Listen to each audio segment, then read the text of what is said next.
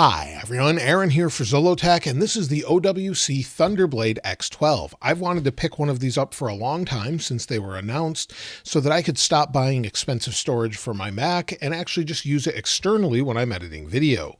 So I thought I'd pick one of these up. I actually bought this myself. This was not sent to me, but I thought we'd take a look. Now it comes in this box. I've opened the box, but it comes in a plastic case and I haven't opened this yet. So let's go ahead and take a look. So we'll pull this out of here. And also we have the Envoy Ultra, which I actually have one of these, but I wanted to share this, and I think they're really great. I use them while I travel. So here is the ThunderBlade. You can see here it comes in this plastic case, which I did not expect, but let's go ahead and snip this and open it up.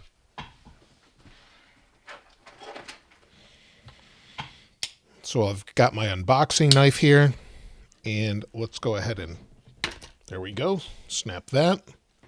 And we'll remove this from the case. Now this comes in at a fairly expensive or very expensive $3,299.99 all the way up to $16,799. I wanted to get it before the price of solid state drives goes up, but basically you can go from 12 terabytes up to 96 terabytes, but recently at CES 2026, they announced 192 terabytes. Now they haven't officially confirmed a price, but let's go ahead and open this up. So this is actually the 24 terabyte model. So you'll see here, it shows soft RAID. So this is the software you can use, so you can utilize this in RAID. Also here, it says OWC ThunderBlade X12. And let's see what we've got. So here is the X12 itself. This holds up to 12 M.2 SSDs, so NVMe M.2 SSDs. So you can see that here. We'll set this aside for a moment and see what we've got in the box. So here it looks like probably a Thunderbolt cable. And that's what we've got, a Thunderbolt 5 cable as it supports that. And you'll see it says 240 watts as well. So Thunderbolt 5, as you can see there. Also, let's see what we've got here. We have our power supply included in the box. So this is the power supply, and you can see here it's 12 volts, 150 watts. So again, with our plug, basically what you would plug into any PC or anything else. So let me undo this. I'll get it plugged in, and we'll take a look at the speed and everything else in just a moment. So let's undo this, and I'll get it set up. Now, before we plug it in, I just wanted to show this on camera. It looks like we might have a status bar here at the front. This is all aluminum. It's basically a giant heat sink, and you can see how thin it is. So the center is where all the M.2 SSDs live. So on the back here, we have some license information for SoftRAID 8 Premium I have blurred out, as well as my serial number for the device. We also have an on-off switch. We have Thunderbolt to the computer, an additional Thunderbolt, as well as a DC-in and Kensington lock. Also, let's take a look at how heavy it is without the plug or anything else.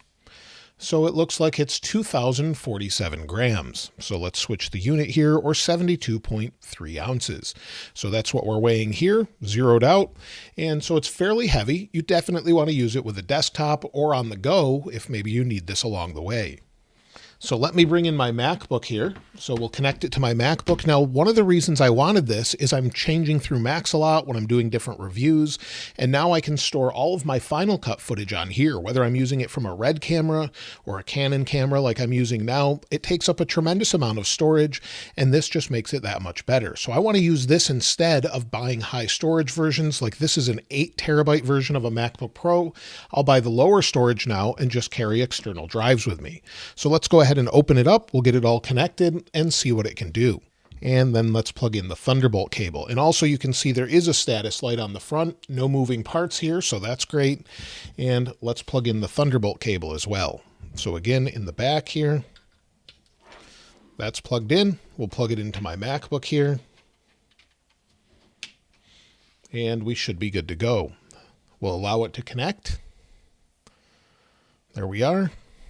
And then we can just do a speed test on it for sustained speed.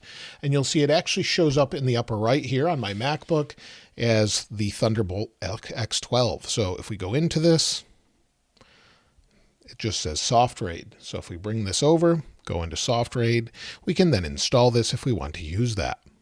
So if we open up soft RAID here, we'll put in my password. So within SoftRaid, you can see here, it says these are OWC Aura Ultra 4s. They're 2 terabyte M.2 SSDs, and there's 12 of them. So if you were to try to build this yourself, this is fairly expensive, but if you wanted to build it yourself, and you can take a look at what they sell here, the 2 terabyte OWC Aura Pro 4.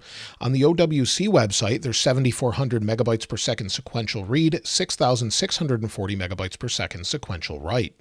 If you look up a similar SSD, maybe on Newegg, for example, you're going to go anywhere from about $250 to $379 or even more per SSD.